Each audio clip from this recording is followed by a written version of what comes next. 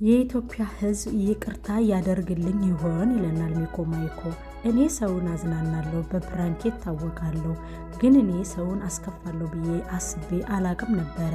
በአንዳንድ ነገሮች ግን ሰው በጣም ተቀይሞኛል፣ ለዛም ህይወቴ እንዳልነበረ ሆኗል ይለናል። እኔ ድህነትን ዝቅ ብዬ አውቀዋለሁ። ድርጅት ውስጥ ተቀጥሬ በሾፍርና ሰራ ነበረ። ለዛም ነው ከዛም በኋላ ወደ ሚዲያው የመጣሁት።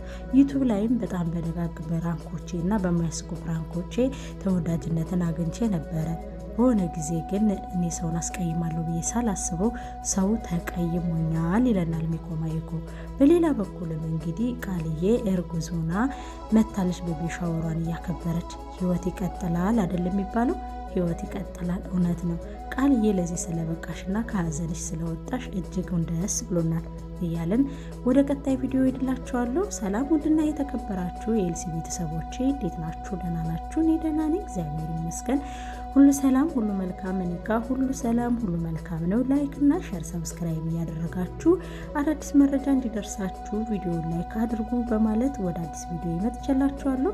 እንዲሁም ዛሬ ደግሞ ይዤላችሁ የመጣሁት ነቃልዬን ነው። ነቃልዬን ደግሞ እንግዲህ እየተባበራችሁ ላይክ አድርጋለኝ።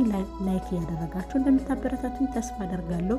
እንዲሁም ሚኮ ማይኮንም ይቅር እንድትሉትና ቃልዬንም ኮንግራ እንኳን ከሀዘንሽ በረታሽ፣ ሀዘንሽን ለመርሳት አበቃሽ፣ እንኳንም ደግሞ በሆድሽ ልጅ ይዘሽልን መጣሽ፣ በሆድሽ ያለውን በጀርባሽ ያድርግልሽ እያላችሁ እንድትመርቋት በአክብሮት እጠይቃለሁ።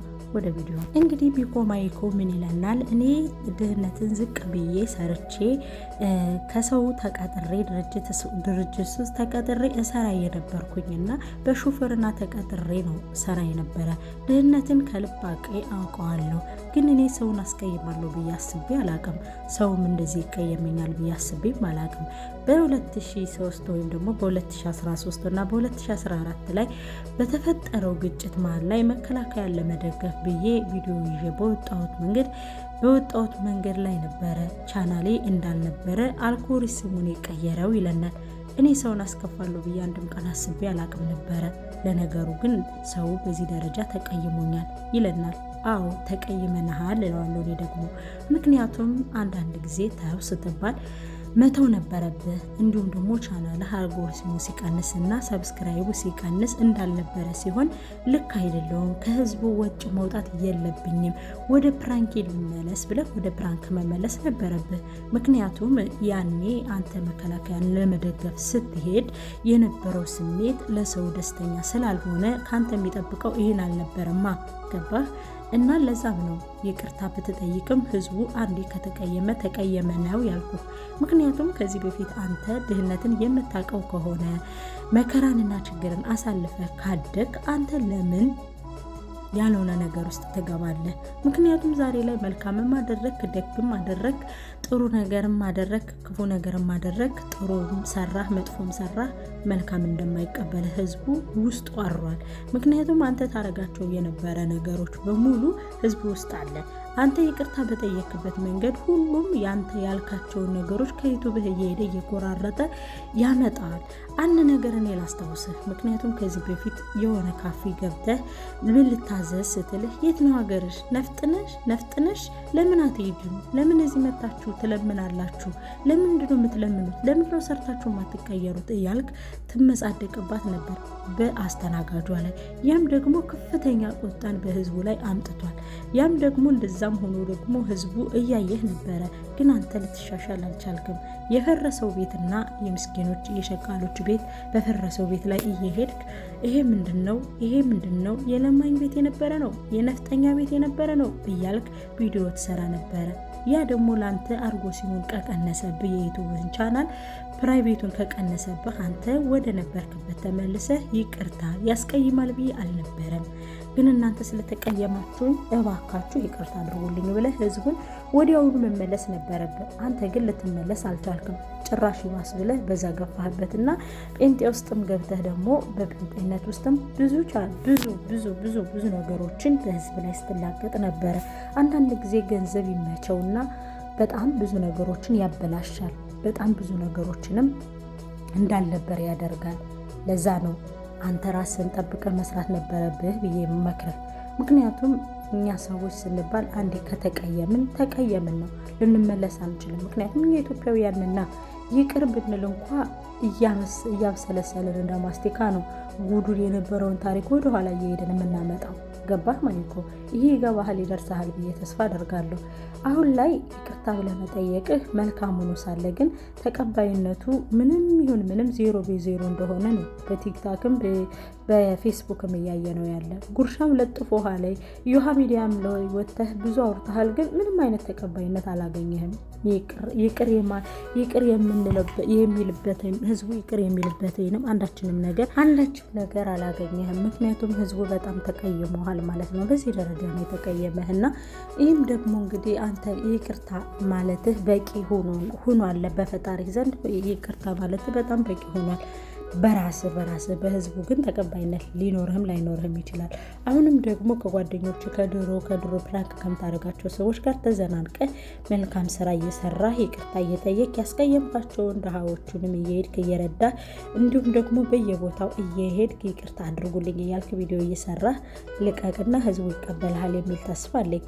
ግንስ ህዝቡ ውስጥ በጣም አዝኖብሃል። በእውነት በጣም የወጋ ቢረሳ የተወጋ ይረሳም አይደለም የሚባለው። ምክንያቱም በአማራ ክልል በነበረውና በትግራይ ክልል በነበረው ጦርነት አማራና ትግሬ በሚያለቅስበት ሰዓት አንተ ግን ጀመራችሁ፣ ደግሞ ታላዝናላችሁ፣ ደግሞ ታለቅሳላችሁ። እኛ እስከ መቼ ህፃን እናታላለን? እኛ እስከ መቼ ህፃን እናጽናናለን? እያልክ በጣም ብዙ ነገሮችን ተመጻደቅ ነበር። እነዛም አማራውም ትግሬውም ተቀይመዋል። ያም ደግሞ ምንድነው አንተ እንዳንድ ትልቅ ሚዲያ አማራም ሳትል ኦሮሞም ሳትል ትግሬም ሳትል አንድ ማድረግ የምትችልበት መንገዶች ብዙ ነበሩ። ምክንያቱም ብዙ ደጋግ ሰዎች አሉ። በትግራይ ክልልም ሄደው መልካም ስራ የሚሰሩ፣ በአማራ ክልልም ሄደው መልካም ስራ የሚሰሩ፣ በኦሮሚያ ክልልም ሄደው መልካም ስራ የሚሰሩ በጣም ደጋግ ዩቱበሮች አሉና ያንን ነገር አንተ ማስተካከል ትችል ነበር። አንተ ግን አንድ አዳነች አቤቤ ዶክተር አብይ ምናምን እያልክ ወደ ፖለቲካው አቃንተህ ነበረ። ግን ያው ምንም ማድረግ አይቻልም ለማለት ነው። በሌላ በኩል እንግዲህ ቃልዬም እንግዲህ ቃል ኪዳን ባባ የኔ እናት የኔ ወድ በእውነት እጅግ በጣም ደስ ብሎኛል። እጅግ በጣም ደስ ብሎናል ሁላችንንም። እውነት የኢትዮጵያ ሕዝብ ደስ ነው የሚለው፣ ሊከፋው አይችልም። ብዙ ወሬዎችን በቲክቶክ እየሰማው በፌስቡክም እያየሁ ነው። እንዴት ከጓደኛው እንዴት እንደዚህ ልታረግቻለች? ምናልባት እሱ አብራት ስለተነሳ እኮ እሱ ጋር ላይሆን ይችላል ወገን ያረገዘችው። ግንስ ደግሞ አረገዘችና ደስታዬን ተካፈሉ ብላ ቤቢ ሻወር ልታከብር ስትመጣ ቃልዬ እንኳን ደስ አለሽ እንኳን ለዚህ ያበቃሽ ማለቱ ነው የሚቀለው ወይንስ ከሀዘኗ ላይ ሀዘን መክተት ነው የሚቀለው?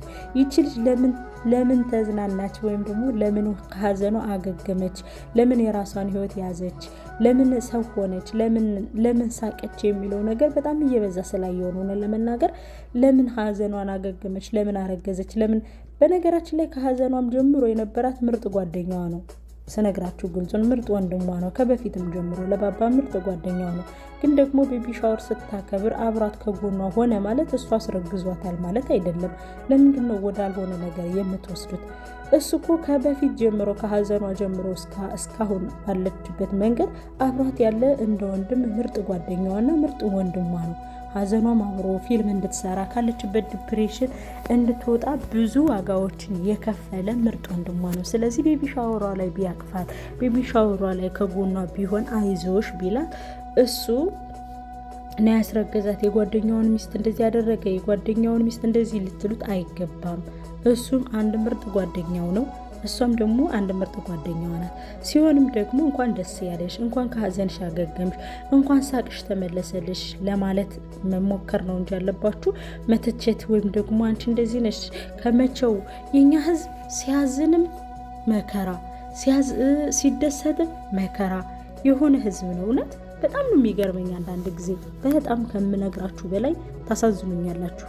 በጣም ከምነግራችሁ በላይ ምክንያቱም ሰው ሲያዝንም ለምን አዘነ ብላችሁ፣ ሰው ሲያለቅስም ለምን አለቀሰ ብላችሁ፣ ሰው ከሀዘኑ አገግሞ ሲወጣም እንደዚህ ብላችሁ አትዘልቁትም። እና ቃልዬ ምን ልልሽ ፈልጌ ነው፣ በጣም በጣም በጣም ደስ ብሎናል። በጣም በጣም ደግሞ ከሀዘንሽ አገግመሽ ወደ ራስሽ ተመልሰሽ ራስሽን ትሬት አድርገሽ እንዲሁም ደግሞ ልጅን የመሰለ ነገር በወድሽ ይዘሽልን ስለመጣሽ እውነት በጣም ነው ደስ ያለን እና ከዚህም በላይ ጠንክረሽ ለልጆችሽ ምርጥ እናት እንደምትሆኝ ምርጥ ቤተሰብ እንደምትሆኝ ምርጥ ደግሞ ልጅ አሳዳጊ እንድትሆኝ ከዚህም በላይ አፕሪሼት ልትደረጊ ይገባል። ህይወት ይቀጥላል። ማንም ይሞታል፣ አንቀርም። ማንኛችንም አንቀርም፣ እንሞታለን። በቃ ማንኛችንም አንቀርም። እንቀራለን ማለት አይደለም። ማንኛችንም አንቀርም በሞት ማንም።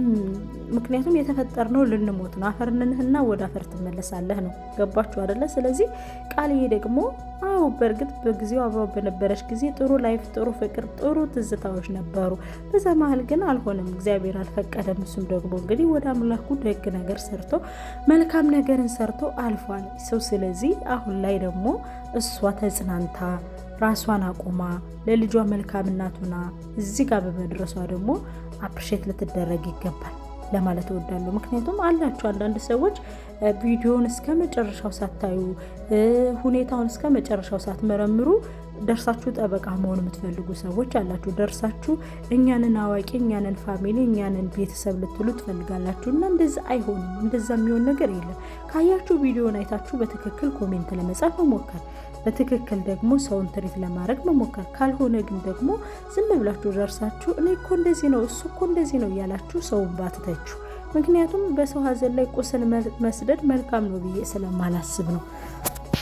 እና እንደምታዩትም በዚህ ደረጃ እንግዲህ ቃልዬም እርጉዝ ሆና መጥታለች።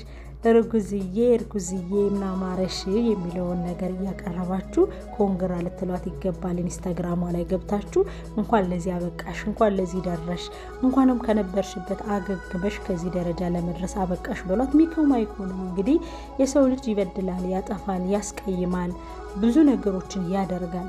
በእኛ ጊዜ ነገር እየከረረ መጣ እንጂ እኮ ድሮ በአባቶቻችንና በእናቶቻችን ዘመን እኮ ሰውና ሰው ነፍስ ተጠፋፍቶ እንኳን ይቅር ይባባላል። ነፍስና ነፍስ ተጠፋፍቶ በእርግጥ አበባ ያደረገው ነገር ስህተት ነው፣ ግን ደግሞ ከገዳዮቹ ከገደሉን ከሞቱት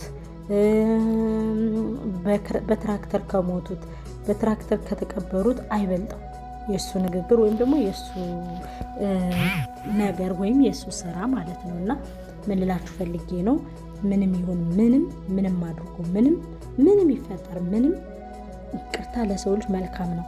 ትዕቢተኝነት ይሄ አልሸነፍ ባይነት የሆነ ጊዜ ላይ ነው እንደዚህ እንደማይኮ የሚያደርገን። እንግዲህ ከማይኮ ብዙ መማር እንችላለን። በዛ ሰዓት ምንም የሚሆን አልመሰለውም ነበረ። የሚሸነፍ የሚያቅተው የሚጎዛጎል የሚቸግረው ምናምን አልመሰለውም ነበረ። ገባችሁ?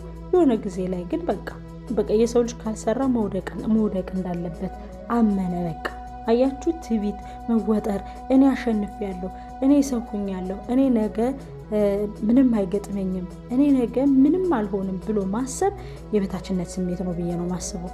ማንም ያገኝ፣ ማንም ያጣ፣ ማንም ይሸነፍ፣ ማንም ያደርግ ነገ ላይ መውደቁ አይቀርም፣ ማግኘቱም ማጣቱም አይቀርም።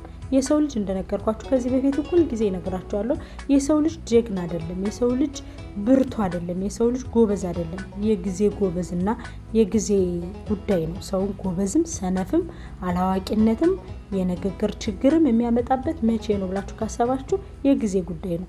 ችጋራም ከሆንሽ የሆነ ነገር ምንም አይነት ነገር አልቃናልሽ ካለ መንገዶች አልስተካከሉ ካሉ የሆነ መንገድ እየሄድሽ በቃ መንገዶች እንቅፋት ከበዙብሽ የምታወሪው ወሬ ለራሱ ለሰዎች አይመቻቸውም። ለምን ቀን ጥሏችኋላ? ያን ሰው ቀን ስለጣለው ምንም ግንስ መቀየር ከቻላችሁ መስራት ከቻላችሁ ማግኘት ከቻላችሁ መለወጥ ከቻላችሁ ደግሞ ዝብርቅርቅ ያለ ወሬ ዝብርቅርቅ ያለ ወሬ ቢሆን ለዛ ሰው ይጥመዋል። ለምን ተለውጣችኋላ? ሰው ሆናችኋል። አያችሁ። ስለዚህ የጊዜ ጀግና ነው። ሰውን ጀግና ሊያደርገው የሚችለው ጊዜ ነው። ሰውን ጎበዝ ጠንካራ ሊያደርገው የሚችለው ማን ነው? ጊዜ ነው። በዛ ላይ ደግሞ ሙስሊምም ሆነ ክርስቲያን በእምነቱ ላይ ሲጠናከር ነው። በእምነታችሁ ጠንክራችሁ እግዚአብሔርን የምታመሰግኑ ከሆነ ሙስሊሞችም እንዲሁ በእምነታችሁ የምታመሰግኑ ከሆነ ያንን መጥፎ ጊዜና አስቀያሚ ጊዜ ያሳልፍላችኋል ፈጣሪያችሁ።